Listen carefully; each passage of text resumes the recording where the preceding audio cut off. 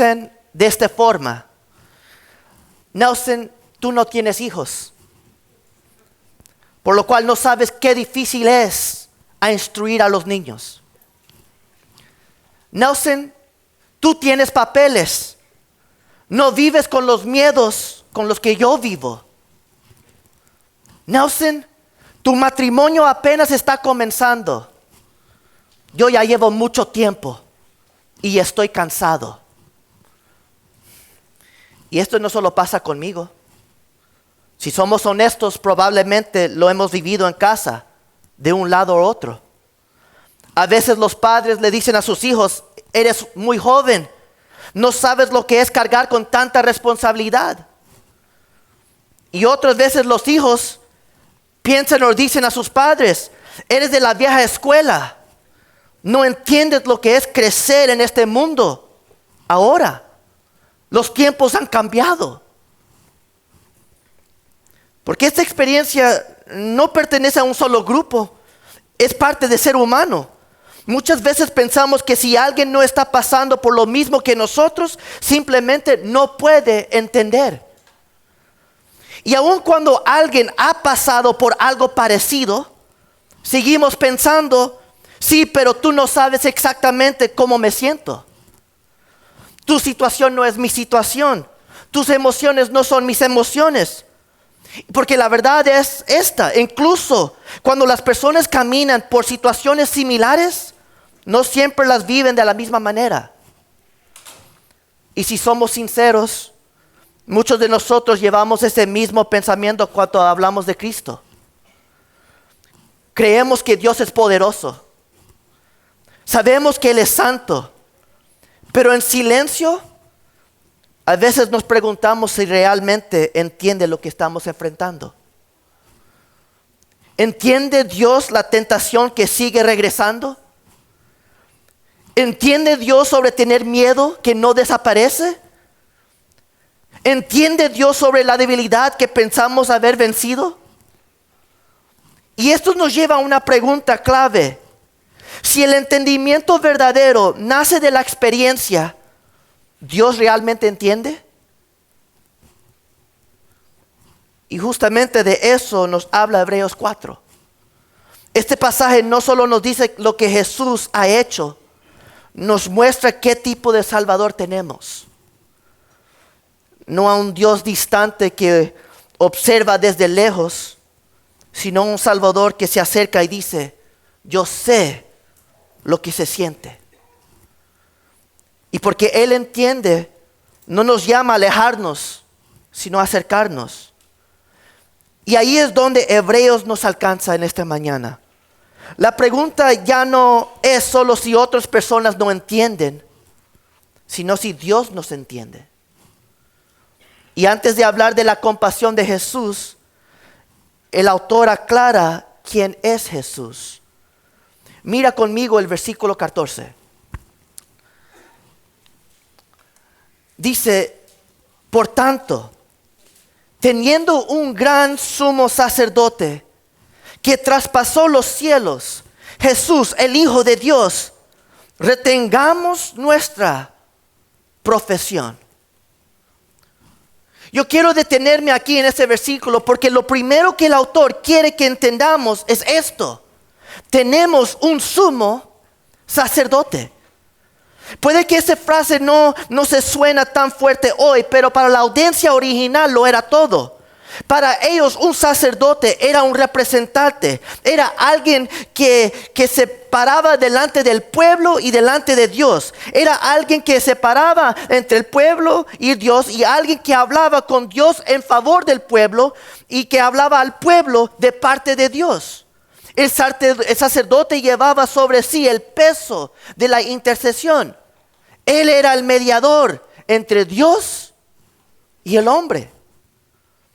Pero entre todos los sacerdotes de Israel, había uno que ocupaba un lugar único: el sumo sacerdote. Una vez al año, en el día de expiación, solo él podía entrar en el lugar santísimo. Y él llevaba la sangre del sacrificio y la ofrenda delante de Dios por los pecados del pueblo. Era un momento profundamente santo, pero también limitado. Ese sacrificio tenía que repetirse año tras año. Y cuando un sumo sacerdote moría, otro tomaba su lugar. Nada de esto era permanente. Siempre cambiaban sacerdotes o sumos sacerdotes y siempre tenían que ser sacrificios. Pero por eso el autor cuida tanto sus palabras en este texto. No dice simplemente que tenemos un sumo sacerdote, dice que tenemos un ¿qué? Un gran sumo sacerdote. Y esa palabra importa, porque ningún sacerdote del Antiguo Testamento fue llamado así. Habían muchos buenos sacerdotes, habían muchos buenos sumos sacerdotes, pero solo había un gran sumo sacerdote. Este sacerdote no es solo parte del sistema antiguo, está por encima de él. Él cumple aquello a lo que todos los sacerdotes anteriores solo podían apuntar. Este sumo sacerdote no trae un sacrificio de animales para cubrir el pecado por un tiempo. Él trae algo mucho mayor. Su obra no necesita repetirse. Su sacrificio no es temporal ni incompleto. Es total, indefinitivo. Y eso es lo que lo hace grande. Porque este gran sumo sacerdote es suficiente, incomparable y final. No hay nadie como él. Pero luego el autor nos muestra cómo este gran sumo sacerdote cumple su función. Dice que este sacerdote traspasó los cielos. En el Antiguo Testamento, el sumo sacerdote atravesaba espacios físicos. El atrio exterior, el atrio interior y finalmente llegaba al velo, al lugar de los santos. Pero nuestro sumo sacerdote, nuestro gran sumo sacerdote, no traspasó cuartos, traspasó los cielos mismos. Y eso nos dice algo importante sobre su historia. Él no comenzó en la tierra para luego ascender. Él vino del cielo y entró en nuestro mundo. Él tomó carne, vivió una vida humana real. Y solo entonces el autor lo nombra con claridad quién es este gran sumo sacerdote. Y su nombre es Jesús. Noten algo. Jesús, el Hijo de Dios.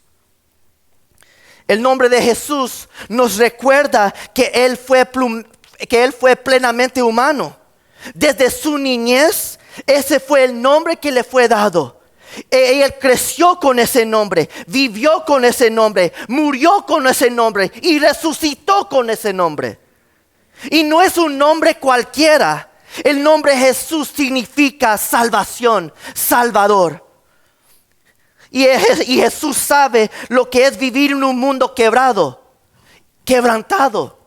Él conoció la debilidad, la tentación y el sufrimiento. Y si Jesús no hubiera sido verdaderamente humano, no podría ocupar nuestro lugar ni representarnos delante de Dios. Pero también Él es llamado el Hijo de Dios.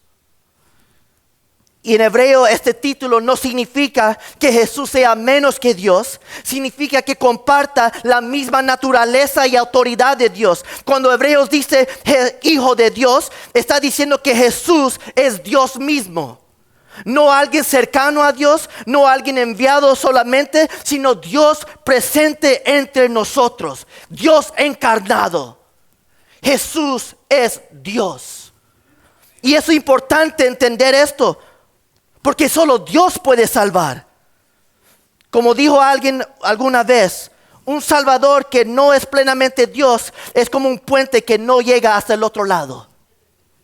Así que en un solo versículo, el autor mantiene juntas estas dos verdades. Jesús es plenamente hombre, capaz de ocupar nuestro lugar, capaz de entender lo que sentimos, lo que pasamos por. Y Jesús es plenamente Dios, capaz de salvar por completo. Por eso Él es el único verdaderamente calificado para ser nuestro gran sumo sacerdote. Y cuando Hebreos dice que Jesús atravesó o traspasó los cielos, no está usando lenguaje poética, está usando lenguaje de victoria. Jesús no se quedó en la tumba, Jesús no solo murió, resucitó de entre los muertos, ascendió al cielo, no tuvo que luchar para obtener acceso ni esperar por permiso. Entró en la presencia de Dios con autoridad porque Él es Dios. Y ahora Él no solo está en el cielo, Él está sentado en la diestra del Padre. Él está sentado en el trono de autoridad. El versículo 16 lo dice claramente. Acérquense pues confiadamente al trono.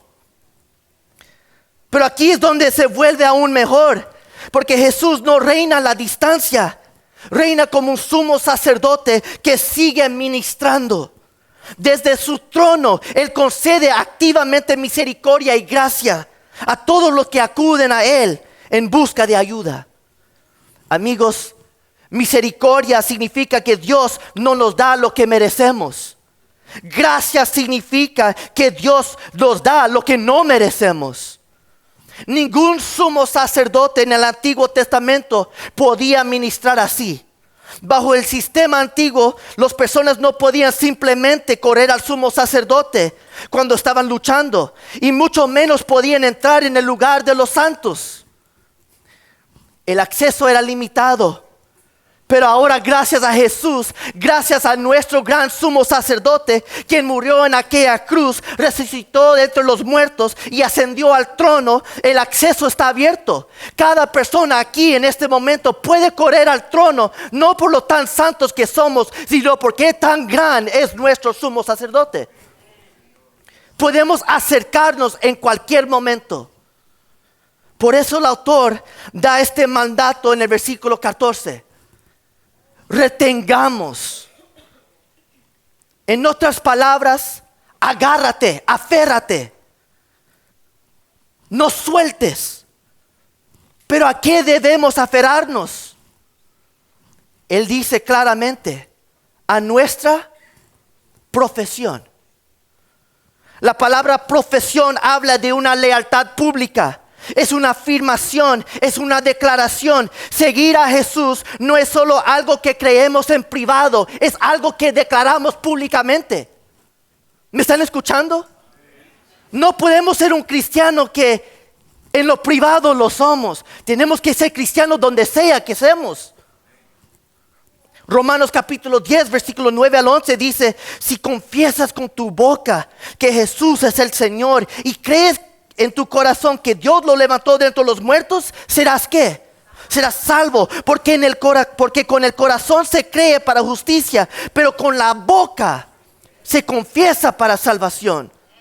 Ahora fíjate en algo importante. El autor no dice aférrate a tus sentimientos, no dice aférrate solo cuando la vida se siente estable. Él dice aférrate a lo que has confesado acerca de Jesús. ¿Quién es Él? Y lo que Él ha hecho por ti. Oh, queridos hermanos, yo le estoy hablando a alguien esta mañana. Porque muchos de nosotros estamos aferrando a otras cosas. Y la palabra nos está diciendo en esta mañana: aférrate a quien dio su vida por ti en aquella cruz. Aférrate a aquel que te prometió y nunca quiebra su palabra. Aférrate a lo que tú has confesado de Cristo. Estos creyentes en el contexto de Hebreos no estaban siendo tentados a abandonar a Jesús de un solo golpe. Estaban siendo tentados a volver a lo que ya conocían. Y así es como suele funcionar la presión a veces. Nosotros nos soltamos de Dios completamente. Comenzamos a soltar de Dios poco por poco. Nos aflojamos un poco del hilo. Y cuando la vida se vuelve pesada, cuando las oraciones parecen no tener respuesta, cuando obedecer cuesta, la tentación casi nunca es negar a Jesús en voz alta. Es simplemente ir soltando, poco a poco. Y Hebreos dice algo en esta mañana: no lo hagas, no sueltes a Jesús. Sin embargo, aférrate más a Él. No porque tú seas fuerte, sino porque Él es grande. No nos aferramos a nuestra confesión para ser salvos. Nos aferramos porque aquel en quien confiamos ya atravesó los cielos. Ahora reina y intercede por nosotros y derrama misericordia y gracia a nuestro favor. Y por eso su trono es llamado un trono de gracia, porque ahí está nuestro gran sumo sacerdote. Pero yo también quiero que vean, justo después de resaltar la grandeza de Jesús, el autor parece anticipar una pregunta muy humana. Si Jesús es tan exaltado, si Jesús es tan grande, ¿de verdad puede entenderme? ¿Cómo puede alguien que está más alto de los cielos relacionarse con mis luchas diarias? ¿Cómo alguien perfecto y santo puede entender con lo que yo estoy luchando? Mira el versículo 15 conmigo. No tenemos un sumo sacerdote que no puede compadecerse de nuestras debilidades, sino uno que fue tentado en todo según nuestra semejanza, pero sin pecado. Fíjate cómo comienza el versículo. Él dice, no tenemos. Es como si el autor dijera, déjame aclarar algo de inmediato sobre Jesús. Jesús no está lejos, no está desconectado. Él entiende lo que es vivir como nosotros. Por lo cual se nos dice que Jesús se compadece de nuestras debilidades. Y esa palabra no significa que Él nos mira de lejos y siente lástima. Significa que entiende desde adentro. Jesús sabe lo que nosotros sentimos. Él conoce la debilidad. ¿Por qué? Porque la vivió, no porque la observó. Y todos sabemos cuán importante es eso. Muchas veces lo que más nos ayuda no son consejos ni respuestas rápidas. Es saber que alguien realmente entiende. Alguien que comprende sin juzgar. Yo escuché una vez una historia de un niño que vio un letrero que decía, se venden perritos. También aquí en la pantalla tengo mis 2 perros si alguien lo quiere comprar.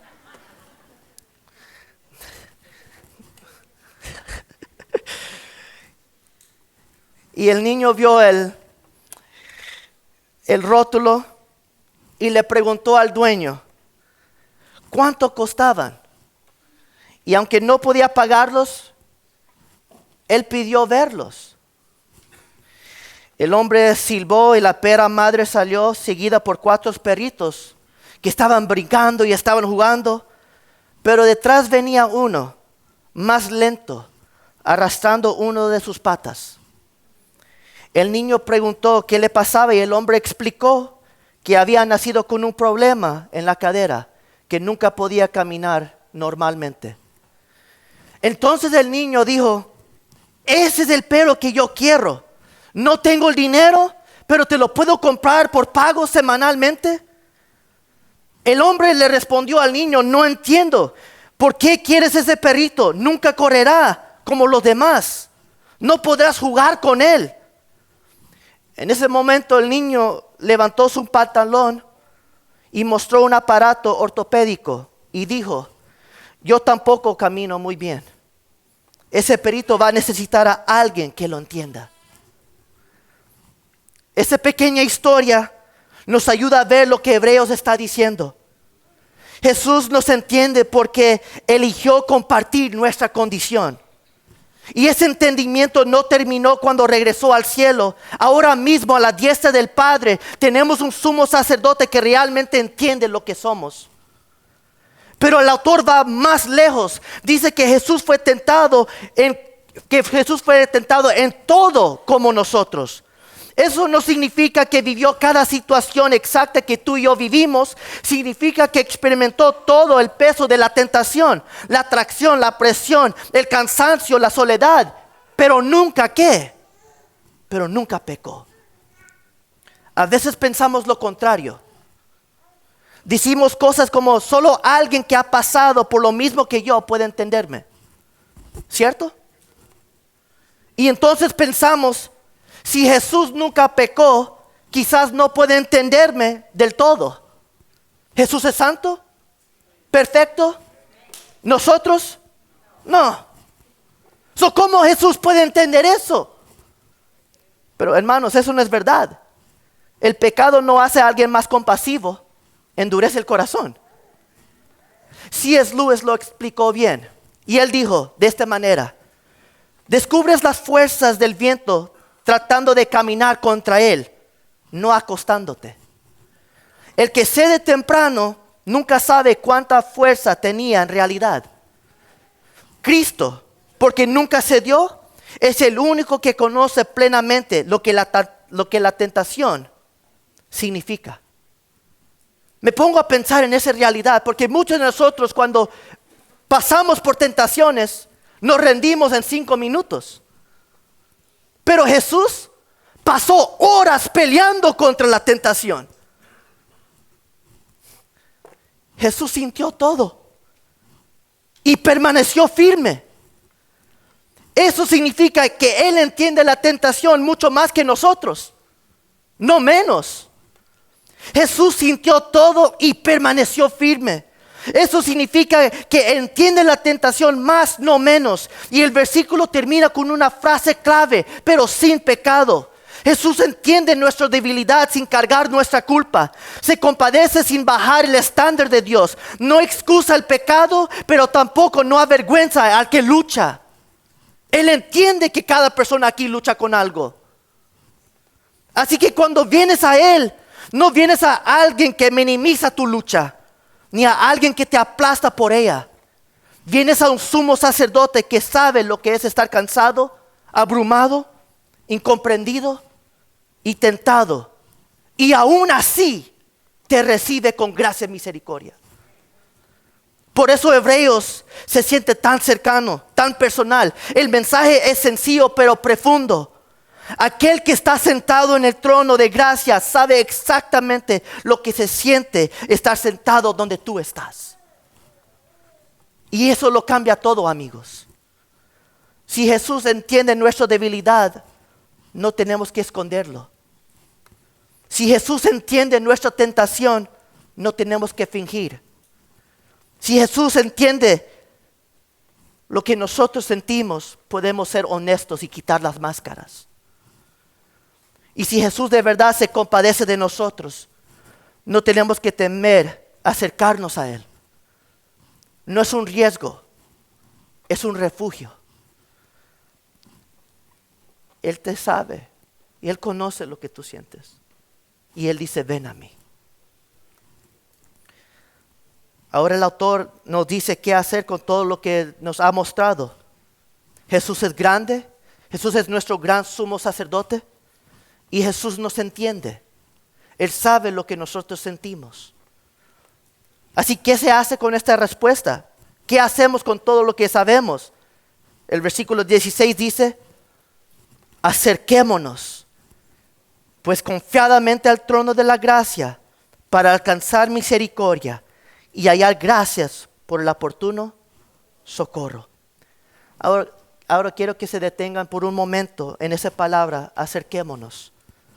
Porque no es singular, es plural. El autor no dice acércate tú. Él dice acerquémonos. Se incluye a sí mismo. Y esto nos dice algo importante aquí. Porque aquí no hay superioridad. No hay creyentes de primera y creyentes de segunda clase. El autor no habla desde arriba, ni como alguien que ya llegó. Habla desde la misma necesidad que todos nosotros. Y eso es importante, porque nadie aquí es mejor que nadie. Todos nosotros necesitamos la misma gracia y misericordia. Comenzando con el pastor hasta la persona que viene por primera vez. Todos nosotros necesitamos gracias y misericordia. Todos nosotros necesitamos acercarnos al trono de gracia. Todos venimos de la misma manera. Nadie es más digno que otro. Nadie se acerca por méritos propios. Estamos llamados para acercarnos. Y este llamado es para nosotros, para los cansados, para los que luchan, para los que todavía están aprendiendo a confiar. Y si perteneces a Jesús, estás incluido en ese acerquémonos. Pero déjeme decirlo así. Dios no está poniendo condiciones aquí. No está midiendo qué tan preparado estamos. No está esperando que tengamos todo en orden. Está abriendo el camino porque Él es el camino. Y por eso es importante notar lo que el autor no dice. No dice busquemos a un sacerdote que vaya por nosotros. No dice pidamos a un pastor que se acerque por nosotros. No dice esperemos hasta que sentimos que estamos listos. Él dice algo mucho más sencillo. Acerquémonos. Y si hoy estás aquí y no confías en Jesús, este llamado también te incluye. No te invita a cambiarte primero, ni entenderlo todo antes. Te invita a Jesús. Porque Jesús es nuestro gran sumo sacerdote. No necesitamos otro mediador. No venimos a Dios por medio de un sacerdote humano. No venimos por medio de un pastor. Vinimos directamente a Dios por medio de Jesús. Ese es el acceso. Esa es la invitación para ti que no has confiado en Cristo. Jesús te dice, ven a mí. Esa es la gracia que Hebreos pone delante de nosotros. Y note cómo dice cómo debemos entrar. Debemos entrar confiadamente, con confianza. Esta confianza no es arrogancia, no es fingir que todo está bien. Es una seguridad que nace del acceso que se nos ha dado. Nuestra confianza no está en nuestra obediencia ni en nuestra constancia, sino en nuestro sumo sacerdote. No importa cuántos versículos tú sabes, no importa cuántos servicios tú nunca has fallado, no importa cuántos años has estado en la iglesia, no importa cuán bueno te comportas, lo que importa es si tienes a Cristo o no. Y eso es lo que Jesús nos está diciendo. Nuestra confianza no está en nosotros. Nuestra confianza está en nuestro gran sumo sacerdote. El camino está abierto porque Jesús ya fue delante de nosotros y ahora está allí por nosotros. Pero ¿dónde se nos invita a acercarnos? Al trono de la gracia. Amigos, sigue siendo un trono, lo que significa que Dios es santo y soberano. Pero hoy para nosotros ese trono es marcado por la gracia. No venimos para ser evaluados ni reprendidos, venimos para ser ayudados. Eso no significa que Dios no sea juez. La Biblia es clara. Llegará el día en que el mismo trono será un trono de juicio. Pero hoy en Cristo se nos invita a acercarnos a Él como un trono de gracia. Por eso este momento importa tanto. Porque la gracia que Dios ofrece ahora no es ligera ni casual. Es misericordiosa y paciente. Y nos llama a venir mientras el acceso está abierto. Porque llegará el día, amigo, cuando será muy tarde.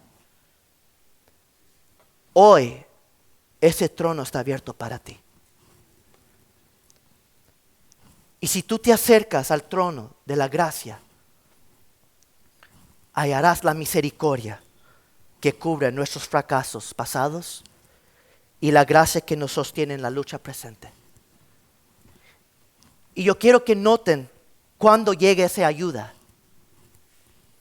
Me gusta como lo dice la Nueva Traducción Viviente. Dice, cuando más la necesitas. No después de la lucha, ni cuando ya sentimos fuertes, sino justo cuando más la necesitamos.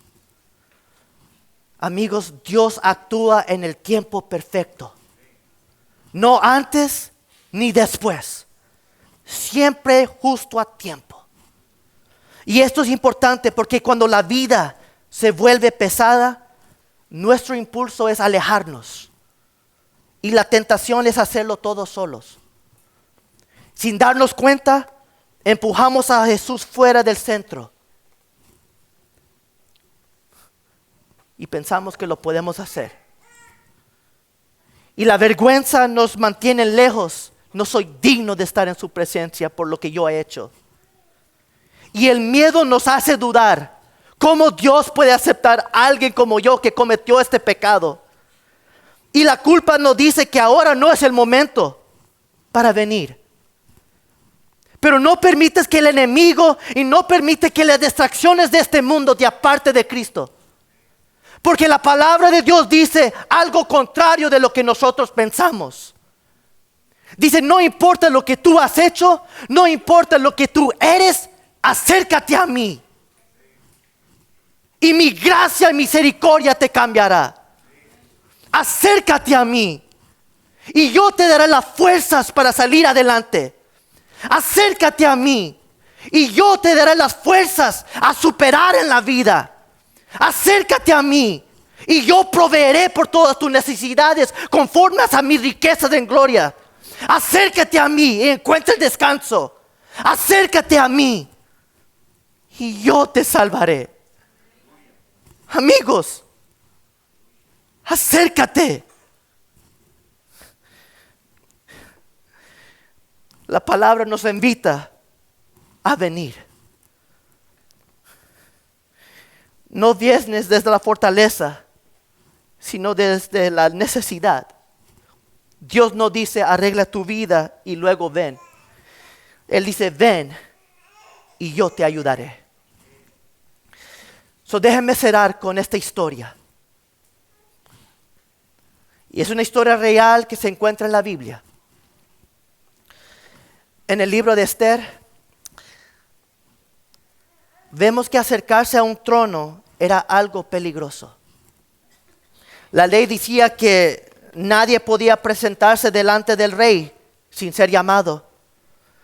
Hacerlo podía costarte la vida. Esther lo sabía. Y aún así decidió venir. Y las palabras de Esther son hermosas. Ella dijo, si perezco, que perezca. Y la escritura dice algo muy hermoso porque Esther entró en el palacio y se presentó delante del rey.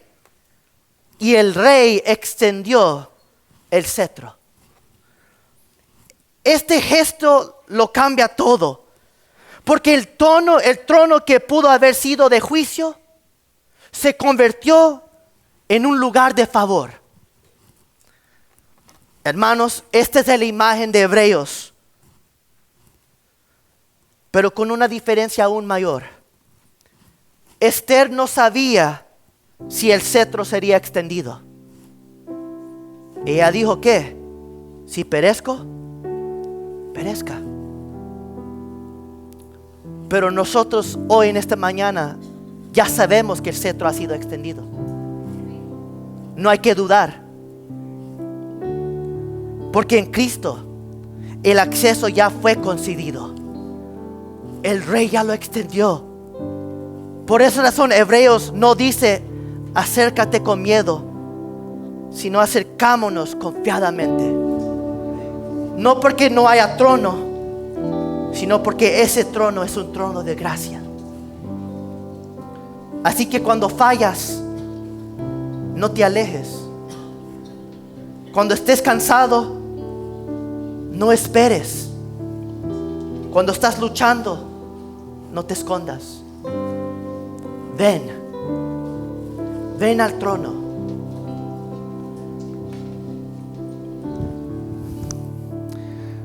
No porque ya venciste, sino porque necesitas ayuda. Porque el rey que se siente en el trono es también el sumo sacerdote que te entiende. Y para los que están en Cristo, el trono no es un lugar de condenación, es un lugar de refugio. Y si tú no estás descansando hoy, esta mañana, yo te invito a venir a los pies de Cristo. Su gracia y misericordia te persigue. Su gracia y misericordia te alcanza. Voy a pedir que inclinen su rostro.